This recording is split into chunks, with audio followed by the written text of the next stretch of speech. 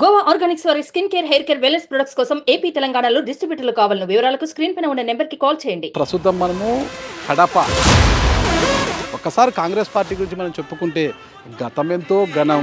నిన్ను నీవే జయించిరార రాజశేఖర అంటున్నని గత ఘనకీర్తిని అందిపుచ్చుకోవడానికి వైఎస్ఆర్ తనయ షర్మిలమ్మ అందుకుంది కాంగ్రెస్ జెండా రాజుకుంటాము నిన్ను మా గుండెల నిండా. మళ్ళా మాకు పెద్ద ఆయన కనిపిస్తున్నారు, మహానేత. నమస్తే చెల్లమ్మా, నమస్తే అక్కయ్య, నమస్తే బాబు, నమస్తే నమస్తే నమస్తే. ఏదో ఒక రోజు Congress is going to bounce back. YS Jaganmohan Reddy గారు ఉన్నారు కదా, జగన్మోహన్ రెడ్డి గారు ముఖ్యమంత్రిగా ఉండి కూడా మరి అక్కడ ఏమీ చేయలేని షర్మిలా గారు ఇక్కడేం చేస్తారు కాంగ్రెస్ పగ్గాలు పట్టుకొని అని అంటున్నారు. ఒకవేళ మేము గనక అక్కడ పోటీకి నిలబడి ఉంటే కాంగ్రెస్ పార్టీ ఈరోజు అధికారంలో ఉండుండేది కాదు. కేసీఆర్ గారు మీతో రాయబారం కూడా నడిపారు అంటారు కదా, ఎందుకు ఆ పని చేయలేకపోయారు మీరు? రాజశేఖర రెడ్డి గారి బిడ్డకి ఇంత అవసరం వచ్చిందా? ఈ అవమానాలు భరించాలా? ప్రత్యేక హోదా కోసం కొట్లాడే గొంతు కూడా లేకపోయింది ఈరోజు.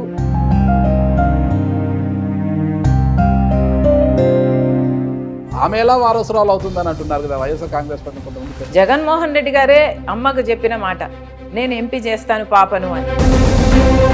అవసరానికి పనికొచ్చాను తప్పితే నాకు ఇన్ రిటర్న్ నాకు ఇది ఇవ్వండి అని నేను ఏ రోజు నోరు తెరిచి అడిగిన దాన్ని కాదు. నేను ఉండడం వాళ్ళకి ఇష్టం లేదన్న విషయం నాకు కూడా తెలుసు.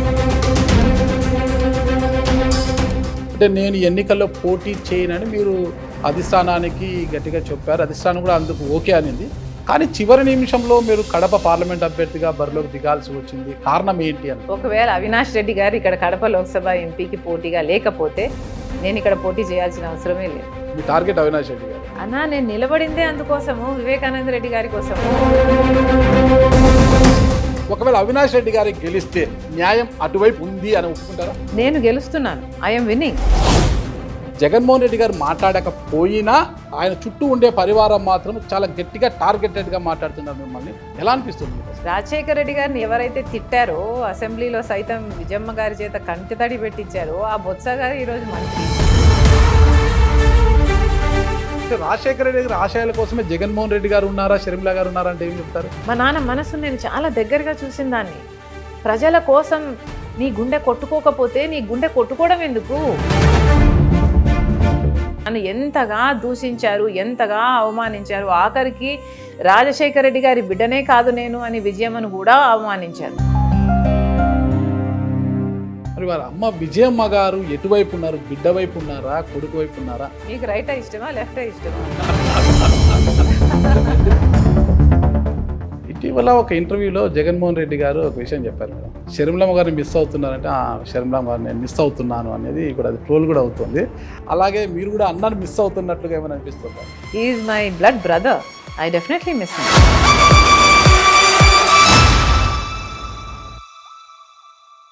Hello, welcome to Suman TV. ప్రస్తుతం మనము కడప జిల్లా, ఉమ్మడి కడప జిల్లా కాంగ్రెస్ పార్టీ కార్యాలయంలో మనం ఉన్నాం కదా.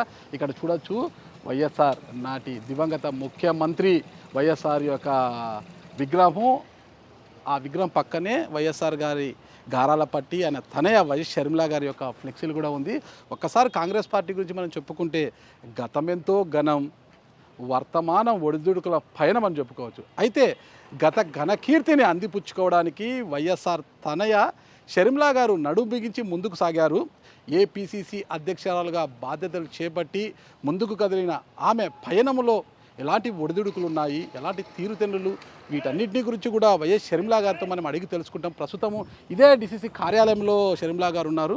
ఒక్క విషయం చెప్పాలి ఇక్కడ మనకు, ఇంతవరకు ఏంటంటే ఏపీసీసీ అధ్యక్షురాలుగా బాధ్యతలు చేపట్టినప్పటి నుంచి వైఎస్ షర్మిలా గారు ఒక్క తెలుగు ఛానల్కి కూడా ఇంటర్వ్యూ ఇవ్వలేదు, పైగా యూట్యూబ్ ఛానళ్ళకి అస్సలు ఇవ్వలేదు. అయితే మొట్టమొదటిసారిగా సుమన్ టీకి అవకాశం వచ్చింది. ఈ ఇంటర్వ్యూలో అంతే మొత్తం ఆమె తీరుతెన్నుల గురించి కూడా ఇంటర్వ్యూ ద్వారా తెలుసుకుంటాం. ఇప్పుడే ప్రచారాలు ముగించుకొని వైఎస్ షర్మిలా గారు కూడా డిసిసి కార్యాలయానికి వచ్చారు. చూస్తున్నాం కదా, మొత్తం కూడా వాళ్ళ కాన్వాయ్ అంతా వస్తుంది. లోపలికి వెళ్ళిన తర్వాత షర్మిలమ్మ గారితో అడిగి ఈ ప్రయాణంలో ఉన్న తీరుతెన్నుల గురించి ఆమెను అడుగు తెలుసుకుంటాం. ఒక్కసారి లోపలికి వెళ్దాం రండి.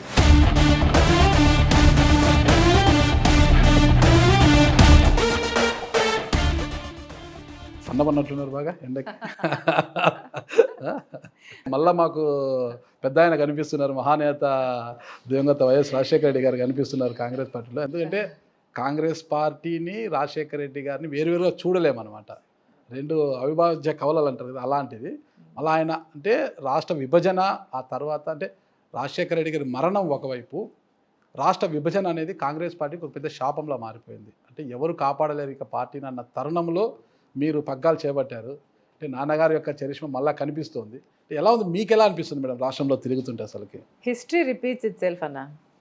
రాజశేఖర రెడ్డి గారు మొదట పీసీసీ అయింది కూడా 1983లో, 40 సంవత్సరాల క్రితం. అప్పుడు కూడా కాంగ్రెస్ పరిస్థితి చాలా ఘోరంగా ఉండింది. అప్పుడు ఎన్టీఆర్ గారి వేవ్ ఫుల్ స్వింగ్లో ఉండింది. సో ఆ పరిస్థితి నుంచి రాజశేఖర రెడ్డి గారు హీ రిజరక్టెడ్ కాంగ్రెస్. అట్లా డెస్టినీ ఏమో రాజశేఖర రెడ్డి బిడ్డ మళ్ళీ అదే స్థాయిలో ఉంది. ఏదో ఒక రోజు Congress is going to bounce back అన్న. Because the answer lies only with the Congress అనేది పీపుల్కి ఓవర్ టైం రియలైజేషన్ వస్తుంది. బికాస్ ఇప్పటికే 10 సంవత్సరాలు చూసారన్న.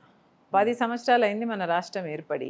మొదట చంద్రబాబు గారికి అవకాశం ఇచ్చారు, ఇప్పుడు జగన్మోహన్ రెడ్డి గారికి అవకాశం ఇచ్చారు. ఇద్దరిలో ఏ ఒక్కరన్నా కూడా అధికారంలో ఉండంగా మన ప్రత్యేక హోదా కోసమైనా, మన పోలవరంకైనా, మన రాజధానికైనా చేసింది ఏమీ లేదు. చెయ్యకపోగా, బీజేపీ మనకేది చెయ్యకపోగా వీళ్ళు వాళ్ళకే మళ్ళీ మద్దతు ఇస్తున్నారు. వాళ్ళతోనే, బీజేపీతోనే పొత్తు పెట్టుకుంటున్నారు, మళ్ళీ వాళ్ళకే తొత్తులుగా మారుతున్నారు. మరి అలాంటప్పుడు మన రాష్ట్రానికి ఆన్సర్ ఎవరు అనేది రాష్ట్ర ప్రజలు ఏదో ఒకరోజు ఆలోచన చేస్తారు. బికాస్ బీజేపీ అధికారంలోకి వచ్చినా మనకు ప్రత్యేక హోదా లాంటి వాగ్దానాలన్నీ ఏవి ఫుల్ఫిల్ కావు. చంద్రబాబు గారు వచ్చినా, జగన్మోహన్ రెడ్డి గారు వచ్చినా కూడా కావనేది ఈ 10 సంవత్సరాలలో ప్రూవ్ అయిపోయింది. ఎందుకంటే అధికారంలో ఉండి కూడా వీళ్ళు ప్రత్యేక హోదా అన్న ఊసే లేకుండా చేశారు. ఈరోజు మనకి ఎన్ని హామీలు కావాలన్నా, కడప స్టీల్ ఫ్యాక్టరీ అయినా, లేకపోతే దుగిరాజపట్నం పోర్ట్ అయినా, రాజధాని అయినా, పోలవరం అయినా, ఇవన్నీ జరగాలి అంటే Congress party is the only answer అనేది ప్రజలు గ్రహించే రోజు దగ్గరలోనే ఉంది. ఆల్సో బీజేపీ పాలిటిక్స్ కూడా, రిలీజియస్ బేస్డ్ రైటిస్ట్ పాలిటిక్స్ కూడా ప్రజలకు అర్థమవుతుంది. ఈరోజు ఒక గోధరా ఎప్పుడో ముందు జరిగింది, కానీ ఈ జనరేషన్లో మొన్న మణిపూర్ జరిగింది. మణిపూర్లో జరిగింది దారుణం. క్రైస్తవుల మీద ఊచకోత అన్నది చాలా చాలా దారుణం. 60,000 people became homeless. 2,000 churches were vandalised, destroyed. నగ్నంగా ఒక క్రైస్తవ మహిళని పరేడ్ చేస్తే అప్పుడు కానీ దేశమంతా తిరిగి చూడలేదు, ప్రపంచమంతా తిరిగి చూడలేదు ఏం జరుగుతుంది అని. సో మనకు తెలియని ఎన్నో జరిగాయి అక్కడ, మనకు తెలిసింది చాలా కొంచెం. బీజేపీ లాంటి రైటిస్ట్ పార్టీలు అధికారంలోకి వస్తే మళ్ళీ అవే రిపీట్ అవుతాయి. I'm sure people are going to see డొల్లతనం చూస్తారు, బీజేపీ డొల్లతనం చూస్తారని నాకు సంపూర్ణ విశ్వాసం ఉంది. మీరు అంటున్నారు బీజేపీ లాంటి పార్టీ మళ్ళీ అధికారంలోకి వస్తే పరిస్థితి ఇలా ఉంటుందని. కానీ బీజేపీ మొన్న నరేంద్ర మోడీ గారు ఒక ఇంటర్వ్యూలో అన్నారు కదా, కనీసం మ్యాజిక్ ఫిగర్కి అవసరమైన స్థానాల్లో కూడా ఏ పార్టీ పోటీ చేయడం లేదు, వీళ్ళ ప్రభుత్వంలోకి వచ్చేది, వీళ్ళ అధికారాన్ని చేపట్టేదని ఆయన అన్నారు కదా. అహంకారంతో కూడిన మాటలన్నా. అధికారము అహంకారానికి దారి తీస్తుంది. ఒక బీజేపీ తప్పితే ఎవరైనా మ్యాజిక్ ఫిగర్ లో 272 స్థానాల్లో పోటీ చేస్తున్నారా? వీళ్ళేది మాట్లాడేది అంటున్నారు. చూద్దాం కదా, భారతదేశం ఈయనకేమి పర్మనెంట్ గా ఎవడు రాసి ఇవ్వలేదు. ఎవరైనా కూడా మీరు అన్నారు ఇప్పుడు ఏపీలో కాంగ్రెస్ పార్టీ అంటే మళ్ళీ హిస్టరీ రిపీట్ అనేసి. కానీ ఇక్కడ హిస్టరీ రిపీట్ కావాలంటే ఇక్కడ ఉన్నది అంటే వైఎస్ఆర్ గారి గారాల పట్టి వైఎస్ఆర్ గారు తనే ఇక్కడ ఉన్నారు. అవతల వైఎస్ఆర్ కాంగ్రెస్ పార్టీ అంటే వైఎస్ఆర్ పేరుతో వైఎస్ఆర్ కాంగ్రెస్ పార్టీలో వైఎస్ జగన్మోహన్ రెడ్డి గారు ఉన్నారు కదా. అంటే మరి ఆయన చరిష్మా ఒకవైపు, రాజశేఖర రెడ్డి గారి చరిష్మాతో వచ్చిన మీరు ఒక, మరి కాంగ్రెస్ పార్టీకి పూర్వం ఎలా వస్తుంది? మొత్తం కాంగ్రెస్ పార్టీ ఓట్ బ్యాంక్ కావచ్చు, నాయకులంతా అటువైపు ఉన్నారు కదా. ఇప్పుడు మీరు చూస్తున్నది ప్రస్తుతం రాజశేఖర రెడ్డి గారు 83లో పగ్గాలు చేపడితే ఇట్ విల్ టేక్ టైం. ఏదానికైనా సమయం సమాధానం చెప్తుంది. గత 5 సంవత్సరాలుగా జగన్మోహన్ రెడ్డి గారు ముఖ్యమంత్రిగా ఉండి కూడా రాజశేఖర రెడ్డి గారి ఆశయాలను మరి ఎందుకు నిలబెట్టలేదు? రాజశేఖర రెడ్డి గారి ఆశయం కదా జలయజ్ఞం అనేది. రాజశేఖర రెడ్డి గారు 54 ప్రాజెక్టులు ఆంధ్ర రాష్ట్రంలో మొదలుపెట్టాడు. 54 ప్రాజెక్టులలో 12 ప్రాజెక్టులు ఆయన పూర్తి చేశాడు. మిగిలిన ప్రాజెక్టులు జగన్మోహన్ రెడ్డి గారు నేను అధికారంలోకి వస్తానే పూర్తి చేస్తానన్నాడు. మరి జలయజ్ఞంలో ఎన్ని ప్రాజెక్టులు పూర్తి చేశారు? సగం చేశారా, కాలు చేశారా, 10వ వంతు చేశారా? చూస్తే ఏది చేయలేదు కదా. మరి రాజశేఖర రెడ్డి గారి మార్క్ రాజకీయానికి, జగన్మోహన్ రెడ్డి గారి మార్క్ రాజకీయానికి తేడా లేదు అని ఎలా అంటాం? రాజశేఖర రెడ్డి గారు బీజేపీ పార్టీకి వ్యతిరేకి. అవకాశం దొరికినప్పుడల్లా బీజేపీ పార్టీని ఖండించాడు రాజశేఖర రెడ్డి గారు. ఎందుకంటే గోద్రా విషయమైనా లేకపోతే వాళ్ళ మతతత్వ ఐడియాలజీ రాజశేఖర రెడ్డి గారికి ముందు నుంచి ఎప్పుడూ నచ్చేది కాదు. మతం పేరుతో చిచ్చు పెట్టాలి, అది రాజకీయం చేసుకోవాలి, లేకపోతే జగన్మోహన్ రెడ్డి మతాన్ని గారు బీజేపీకి రెచ్చగొట్టాలి. మద్దతు ఇవ్వట్లేదు కదా, నేరుగా మద్దతు లేదు. టీడీపీ జనసేన పొత్తుల్లో ఉన్నాయి కానీ వైఎస్ఆర్ కాంగ్రెస్ పార్టీ సింగిల్ గానే పోటీ చేస్తుంది కదా. కళ్ళ గంతలు కట్టుకున్న వాళ్ళకు కనిపించదండి. స్పష్టంగా కామన్ సెన్స్తో ఆలోచించిన వాళ్ళకు చంద్రబాబు గారి పొత్తు బహిరంగ పొత్తు అయితే జగన్మోహన్ రెడ్డి గారి పొత్తు అక్రమ పొత్తు అన్నది 5 సంవత్సరాలుగా రుజువు అవుతూనే ఉంది. ఈ 5 సంవత్సరాలలో ప్రతి బిల్లుకు మద్దతు ఇచ్చారు. ఈ 5 సంవత్సరాలలో బీజేపీ పార్టీ మోడీ అదానీకి ఏది ఇమ్మంటే అది ఇచ్చారు. గంగవరం పోర్టుతో సహా ఏది ఇమ్మంటే అది ఇచ్చారు. రిలయన్స్ వాళ్ళకి ఏది ఇమ్మంటే అది ఇచ్చారు.